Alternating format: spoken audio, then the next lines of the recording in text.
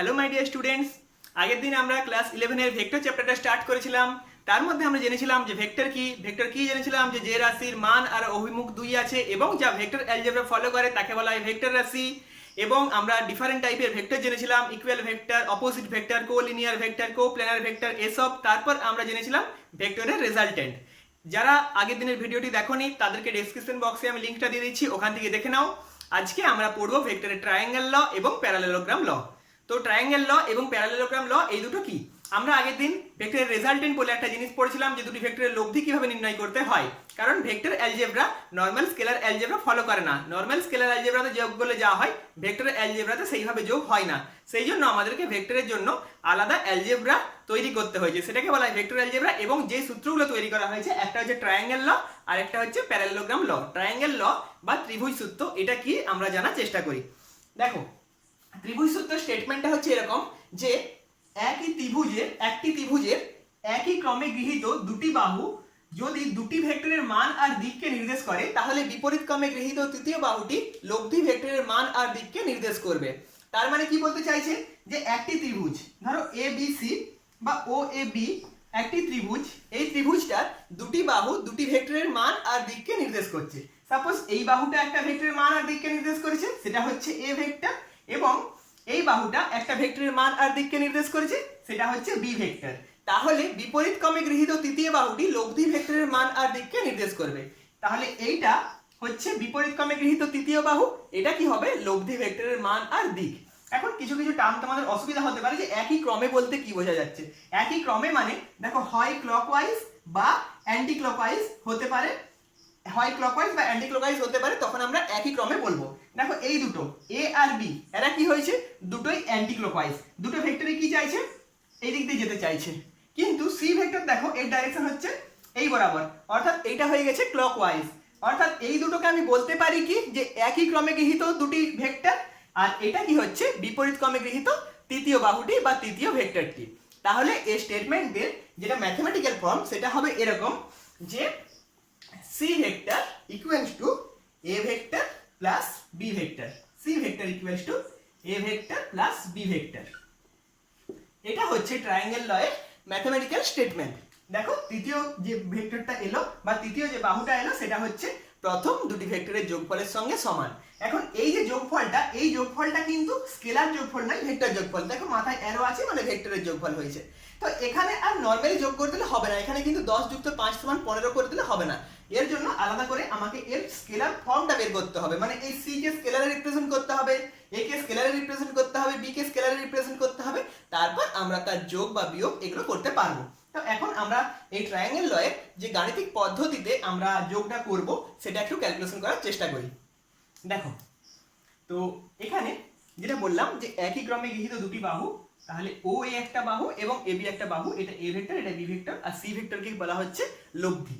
তাহলে এখানে যে ও এ ভেক্টর এটা সমান কত, A vector, A B vector এটা সমান কত, B vector, O B vector এটা সমান কত, সি ভেক্টর। আগের দিন একটা জিনিস আমি শিখিয়েছিলাম মডিউলাস বা ম্যাগনিটিউড, অর্থাৎ ভেক্টরটা যখন নিচ্ছি আমি যদি তার পরম মানটা নিই, তার আমি দিকটা না নিই, যদি পরম মানটা নিই তাকে কিভাবে রিপ্রেজেন্ট করব, মড অফ ও এ বা মড অফ এ। এটার মানে কি হচ্ছে আমি শুধুমাত্র মানটা নিচ্ছি, ডাইরেকশনটা নিচ্ছি না। তাহলে মড অফ ও এ সমান হচ্ছে মড অফ এ সমান এ এ, আর মড অফ এ বি সমান হচ্ছে মড অফ বি সমান হচ্ছে বি, আর mod of O B vector সমান মড অফ সি ভেক্টর সমান হচ্ছে সি। এগুলোতে আমরা মডগুলোকে নিয়ে লিখে দিয়েছি। এরপর আমরা যেটা করতে চাইছি, এই অ্যাঙ্গেলটা আলফা, এই অ্যাঙ্গেলটা থিটা। আলফাটাকে বলা হচ্ছে যে ভেক্টর এ আর ভেক্টর বি এর মধ্যবর্তী কোণ, এ ভেক্টর আর বি ভেক্টরের মধ্যবর্তী কোণ হচ্ছে আলফা। এখন তোমাদের মনের মধ্যে কোশ্চেন একটা আসতে পারে যে এ ভেক্টর আর বি ভেক্টরের মধ্যবর্তী কোণ তো এইটা, তাহলে এইটা কেন ধরা হলো? এখানে কোণ ধরার একটা সিস্টেম আছে এবং সেই সিস্টেমে ভেক্টরের যে পরবর্তীতে অঙ্ক করবে সেই সিস্টেমেই কিন্তু অঙ্কগুলো করতে হবে। দেখো, আমরা আগের দিন একটা ভেক্টরের জিনিস পড়েছিলাম যে এইটাকে বলা হয়েছিল হেড, এটাকে বলা হয়েছিল টেল। এখন যখন আমরা দুটো ভেক্টরের মধ্যে অ্যাঙ্গেল বের করব, হয় head to head angle or tail to tail angle, কখনোই হেড টু টেল বা টেল টু হেড অ্যাঙ্গেল হবে না। তাহলে দুটো ভেক্টরের লব্ধি বের করার সময় হয় আমাকে হেড টু হেড এর অ্যাঙ্গেল রাখতে হবে বা টেল টু টেল এর অ্যাঙ্গেল রাখতে হবে। দেখো ওয়ে ভেক্টরটার কথা যদি আমি ভাবি, এর হেড কোনটা, এই দিকটা, কিন্তু এবি ভেক্টরের কথা যদি ভাবি, এর হেড কোনটা? এই দিকটা। তাহলে এখানটাই হচ্ছে ওএ ভেক্টরের হেড, ওএ যে ভেক্টর তার হেড এখানে, কিন্তু এবি যে ভেক্টর তার টেল এখানটায়।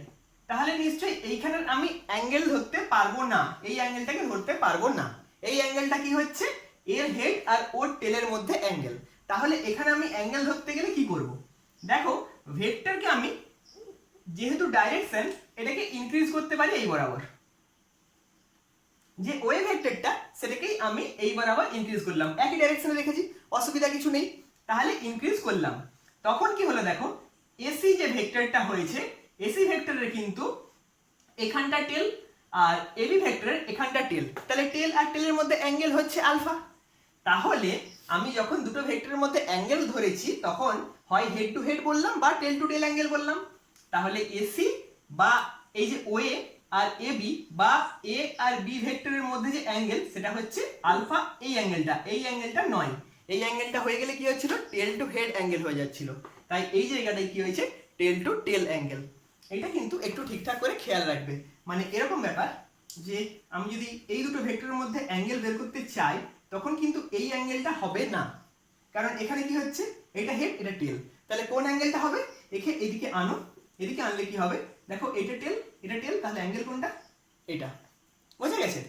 আবার হেড টু হেডও করে নিতে পারি আমরা, কিন্তু কখনোই হেড টু টেল বা টেল টু হেড অ্যাঙ্গেল ধরলে আসবে না কিছু, এইটাকে একটু খেয়াল রাখবে। তো এরপর আমরা যেটা করতে চাইছি, এই স্কেলার ফর্মটাকে বের করতে চাইছি। মানে নর্মাল যে যোগ বিয়োগের আমরা এতদিন ধরে সিস্টেম শিখে এসেছি, ওই ভেক্টরের সি ইকুয়ালস টু যে এ প্লাস বি, এটাকে ওই স্কেলার ফর্মে করে নিতে চাইছি। মানে আমরা যে ত্রিভুজ সূত্রে পড়লাম C equals to A plus B, এটাকে আমরা স্কেলার ফর্মে করে নিতে চাইছি, যাতে করে আমরা নর্মালি যোগ বিয়োগ করতে পারি। তাহলে ট্রাই করো। দেখো আমি যদি ত্রিভুজ ও এ বি এটা না ধরে আমি যদি ত্রিভুজ ও বি ও সি বি এটা ধরি, এটা কি হচ্ছে? একটা সমকোণী ত্রিভুজ হচ্ছে। সমকোণী ত্রিভুজের ক্ষেত্রে পিথাগোরাসের উপপাদ্য সবাই পড়েছো, অতিভুজের স্কয়ার সমান লম্ব স্কয়ার প্লাস ভূমি স্কয়ার। তাহলে ত্রিভুজ ও বি সি এর ক্ষেত্রে কি আসবে? ও বি এর whole square equals to O C square plus B C square.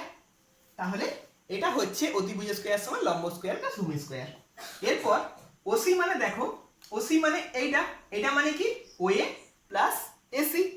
তাহলে ওসি মানে হচ্ছে ও এ প্লাস এসি তার whole square plus BC square. A plus B এর ফর্মুলাতে এটা ভেঙে দাও, এ প্লাস বি এর হোল স্কয়ারের ফর্মুলাতে কি আসবে? OA square plus 2 into OA into AC plus AC square plus BC square equals to OA square plus 2 into OA into AC plus, দেখো AC square plus BC square মানে আবার কি? একদম এই ত্রিভুজটা দেখো, এসি স্কয়ার মানে এইটা স্কয়ার প্লাস বিসি স্কয়ার মানে এটা স্কয়ার। তাহলে এই যে এবিসি ত্রিভুজটা এটাও একটা সমকোণী ত্রিভুজ, তাহলে AC square plus BC square সমান কত হবে? AB square. মানে ত্রিভুজ এবিসিটাকে যদি আমি নিই, এটার একটা সমকোণী ত্রিভুজ, মানে এই ছোট ত্রিভুজটা। আগে যেটা নিয়েছিলাম ও বি সি, এটা ছিল টোটাল বড় ত্রিভুজটা। এখন এ বি সি এটা হচ্ছে ছোট ত্রিভুজটা, এটাও একটা সমকোণী ত্রিভুজ। তাহলে এই সমকোণী ত্রিভুজের ক্ষেত্রে কি হবে? অতিভুজ স্কয়ার মানে এবি স্কয়ার সমান লম্ব স্কয়ার মানে বিসি স্কয়ার প্লাস ভূমি স্কয়ার মানে এসি স্কয়ার। তাহলে এই যে AC square plus BC square, এটা সমান আমি কি বসিয়ে দিতে পারি? একদম এবি স্কয়ার। তাহলে পুট করে দাও, এটা সমান হচ্ছে এবি স্কয়ার। আমি কেন এরকমটা করতে চাইছি? কারণ আমি যে রেজাল্টটা চাইছি সেটাকে সি এ আর বি এই তিনটে ফর্মে চাইছি, অর্থাৎ এ বি সি আর একটা জিনিস তুমি ইউজ করতে পারো আলফা, এই তিনটে ফর্মে রেজাল্ট চাইছি। সেই জন্য এসি বিসি এগুলোকে আমি বাদ দিয়ে দিচ্ছি। বিসি যেহেতু আমি অঙ্কন করেছিলাম, এটাকে তো আনার কোনো কোশ্চেন নেই, এটা আমার যেমন তোমরা উপপাদ্যে করো না অঙ্কন, এটা সেরকম আমরা অঙ্কন করেছিলাম।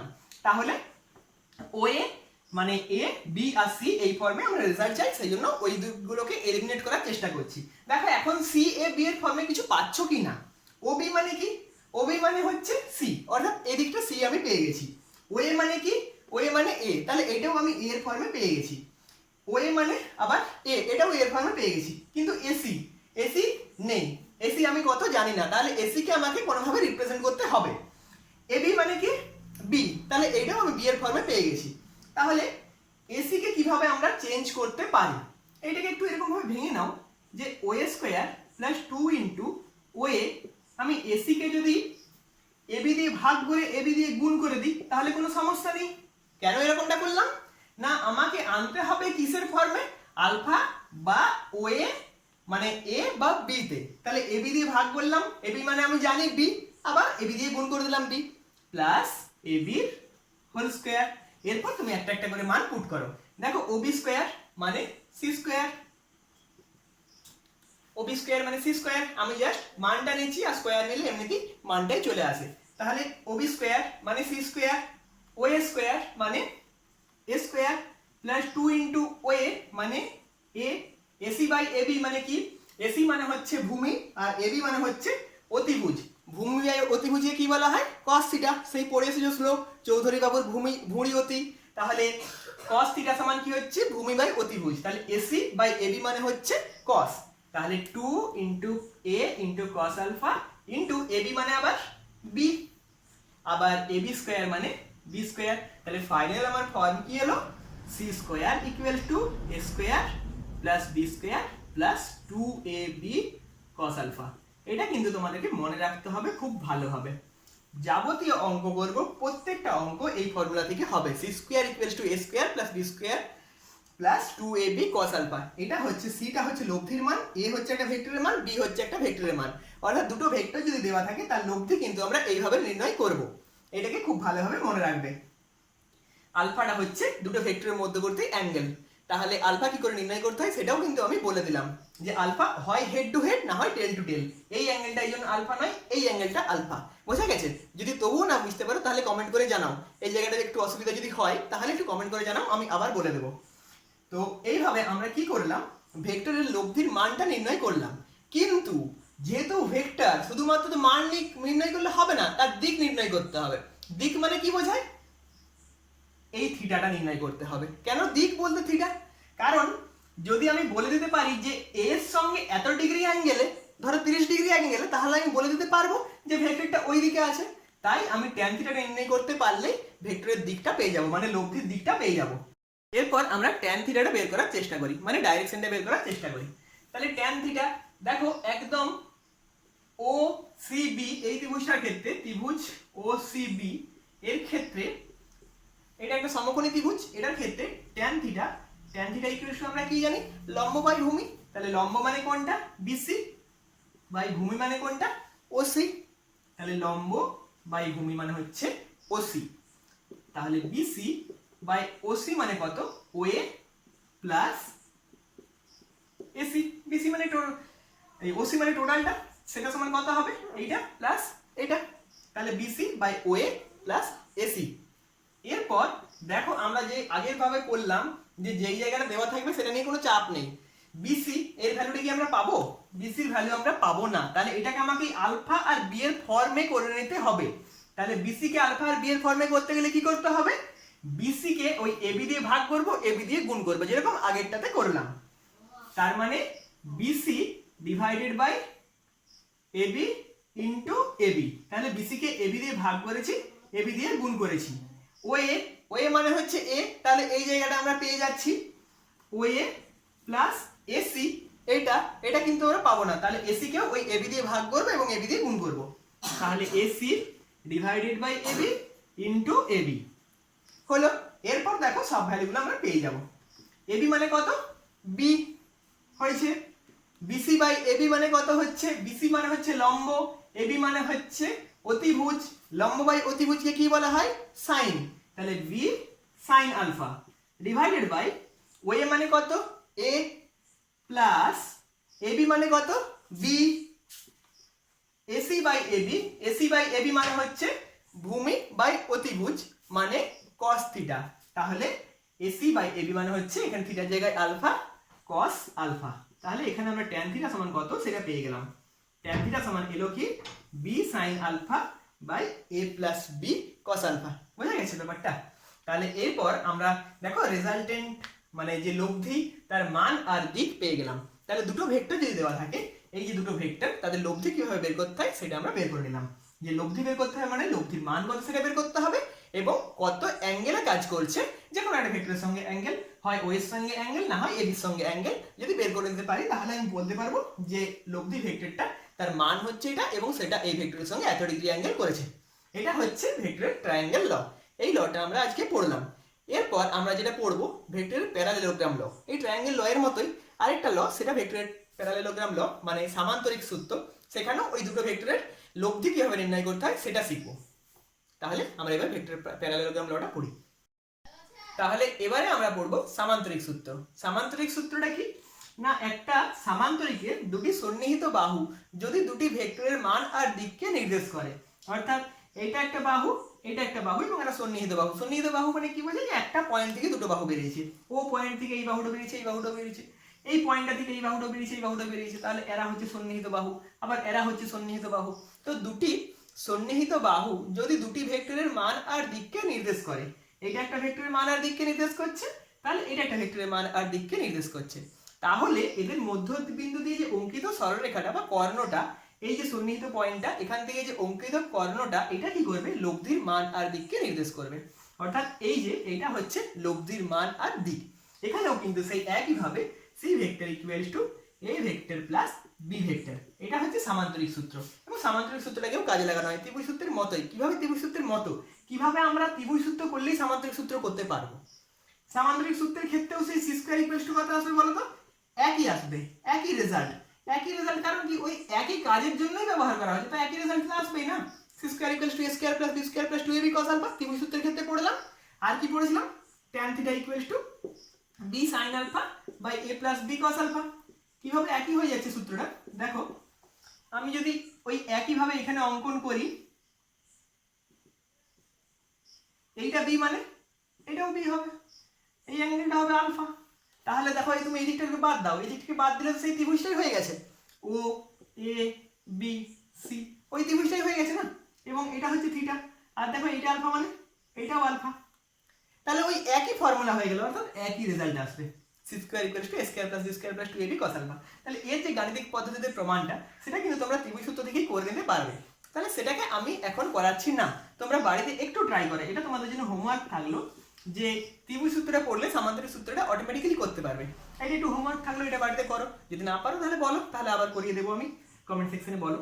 তো আশা করি পারবে, যারা ত্রিভুজ সূত্র বুঝতে পেরেছে তারা সামান্তরিক সূত্র বুঝতে পারবে, কারণ একই জিনিস, সেই ত্রিভুজটাই চলে এসছে। তুমি যদি এই বাহুগুলো মুছে দাও, তাহলে দেখো সেই ত্রিভুজ সূত্র চলে এসছে, তো একই কথা হয়ে গেল। তো এরপর আমরা এর কিছু স্পেশাল কেস পড়বো। তাহলে এবারে আমরা সামান্তরিক সূত্রে কিছু স্পেশাল কেস করি। সামান্তরিক সূত্র বা ত্রিভুজ সূত্র যাই বলো না কেন, কিছু স্পেশাল কেস করি, মানে ভেক্টর যে সাম আমরা করলাম, অ্যাডিশন করলাম, তার কিছু স্পেশাল কেস করি। কিরকম, সি স্কয়ার ইকুয়ালস টু কি পেলাম, A square plus B square plus 2ab cos alpha. এখন প্রথমে যে স্পেশাল কেসটা, সেটাকে ধরে নাও যে ভেক্টর দুটি সমমুখী, ভেক্টর দুটি সমমুখী, ইউনিডিরেকশনাল, মানে আলফা ইকুয়ালস টু কত ডিগ্রি হবে বলতো, 0 ডিগ্রি। হাউ, এই ভেক্টরটাও এইদিকে কাজ করছে এ ভেক্টর, এই ভেক্টরটাও এইদিকে কাজ করছে বি ভেক্টর, অর্থাৎ এদের মধ্যে অ্যাঙ্গেল কত ডিগ্রি হবে, 0 ডিগ্রি। একই দিকে যেহেতু কাজ করছে, তাহলে এই দুটোকে বলা হয় সমমুখী ভেক্টর বা ইউনিডিরেকশনাল ভেক্টর, এদের মধ্যে অ্যাঙ্গেল হচ্ছে 0। এর ক্ষেত্রে কি হবে, মানে কিরকম কেসটা, সাপোজ তুমি একটা কোনো টেবিলকে টেনে আনতে চাইছো, এই বরাবর একটা বল প্রয়োগ করেছি আমি এই বরাবর একটা বল প্রয়োগ করেছি, এবং তুমিও এই বরাবরই বল প্রয়োগ করেছো, টানার দিকেই, এদিকেই বল প্রয়োগ করেছো। তাহলে মোট বলটা কি হবে, আমাদের দুজনের বলের লব্ধি হবে বা দুজনের বলের যোগফল হবে, ডাইরেক্টলি যোগ হয়ে যাবে। কিভাবে ডাইরেক্টলি যোগ হচ্ছে সেটা আমরা সূত্রগুলোর সাহায্যে দেখি। দেখো আলফা ইকুয়ালস টু যদি 0 বসিয়ে দিই, তাহলে কত হয়ে যাবে, C square equals to A square plus B square plus 2ab। তাহলে সি ইকুয়ালস টু কত আসবে, a প্লাস বি, কারণ এটা প্লাস বি এর হোল স্কয়ার। তাহলে সি ইকুয়ালস টু আসবে কত, a প্লাস বি, অর্থাৎ সি হয়ে যাবে কোন ভেক্টরটা, এটা, এটা হয়ে যাবে সি ভেক্টর। আর tan থিটা ইকুয়ালস টু কত আসবে, tan থিটা ইকুয়ালস টু আসবে দেখো B sin alpha. sin alpha মানে sin 0, মানে 0, sin 0 এর ভ্যালু তোমরা 0 জানো, a plus B cos alpha মানে 1, কিন্তু যখন উপরে 0 হয়ে গেছে মানে 0, মানে থিটা ইকুয়ালস টু কত, 0, অর্থাৎ লব্ধিটা কি হবে, 0 ডিগ্রি অ্যাঙ্গেলে থাকবে, মানে লব্ধিটা কি এই বরাবরই থাকবে, লব্ধিটা অন্যদিকে হবে না। এটা বেসিক সেন্স, লব্ধিটা অন্যদিকে হবেও না। আমিও টানতে চাইছি, তুমিও টানতে চাইছো, তো বসে এইদিকেই আসবে না, অন্য কোনো দিকে যাওয়ার কোনো কোশ্চেন নেই। কিন্তু প্রবলেমটা কখন হয়, আমি একদিকে টানছি, তুমি অন্যদিকে টানছো, তখন অন্যদিকে যাওয়ার সম্ভাবনা থাকে। তো যেহেতু আলফা 0, তার মানে লব্ধিটা এই বরাবরই কাজ করবে এবং ডাইরেক্টলি যোগ হবে।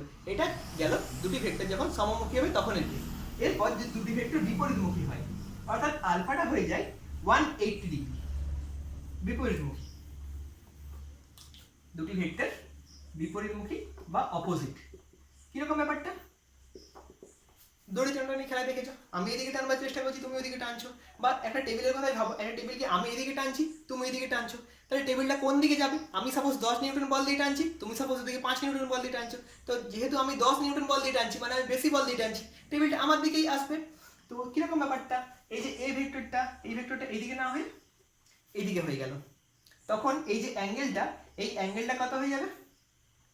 এই অ্যাঙ্গেল বি ভেক্টর ওই বরাবর, এ ভেক্টর এই বরাবর, তাহলে কি বললাম যে হয় হেড টু হেড অ্যাঙ্গেল বা টেল টু টেল অ্যাঙ্গেল। তাহলে এখানে টেল টু টেল অ্যাঙ্গেল মানে এই অ্যাঙ্গেল, দিস ইজ 180 ডিগ্রি। তাহলে আলফা ইকুয়ালস টু কত হচ্ছে? 180 ডিগ্রি। তো সি স্কয়ার ইকুয়ালস টু কত হবে দেখো, এটা কিন্তু এখানে সি নয়, এটা আগের কেসের সি। তাহলে সি স্কয়ার ইকুয়ালস টু কত হবে? A square plus B square plus 2ab cos 180। cos 180 value তোমরা জানো -1, তাহলে কি আসবে? a মাইনাস b এর হোল স্কয়ার, কারণ a square plus b square minus 2ab, তাহলে a মাইনাস b এর হোল স্কয়ার। তার মানে c ইকুয়ালস টু কত এলো?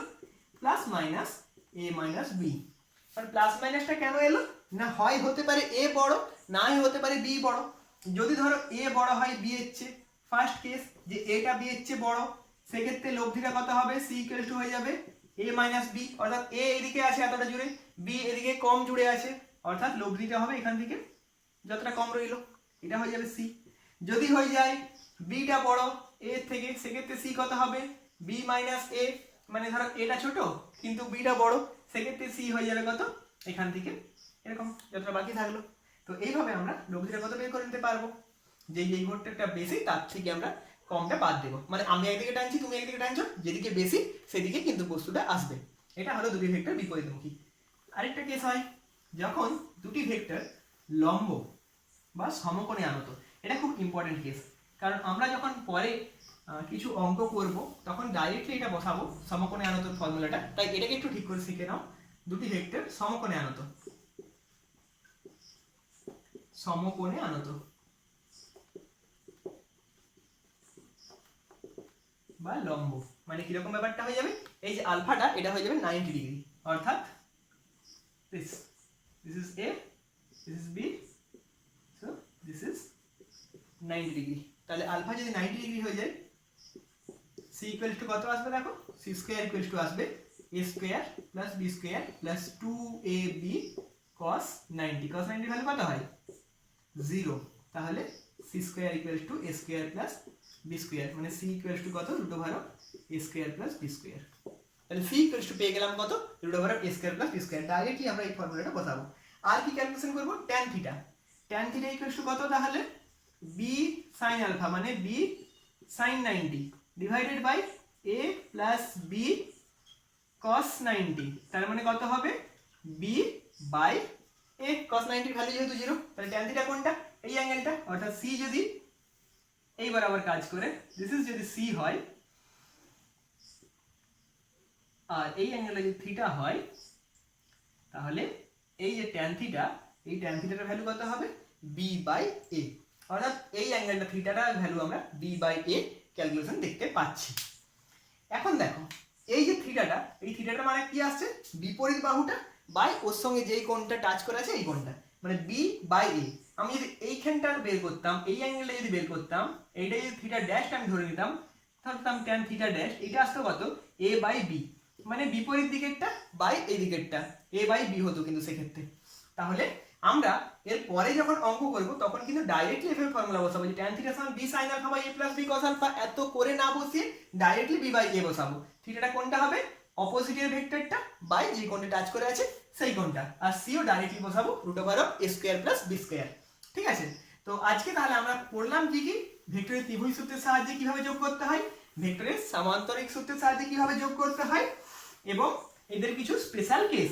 সামান্তরিক সূত্রটা তোমাদের জন্য হোমওয়ার্ক থাকলো, সবাই করো, যারা পারবে না তারা কমেন্ট করে জানাও, আবার তাহলে আমি করে দেব। তো পরের দিনে আমরা ভেক্টরের যে বিয়োগ বা দুটি ভেক্টরের যে ওই বেগের মধ্যে যে আপেক্ষিক বেগ, এইগুলো আমরা শিখবো। যারা চ্যানেলে নতুন তারা চ্যানেলটি সাবস্ক্রাইব করে রাখো পরবর্তী ভিডিওগুলি পাওয়ার জন্য। Thank you.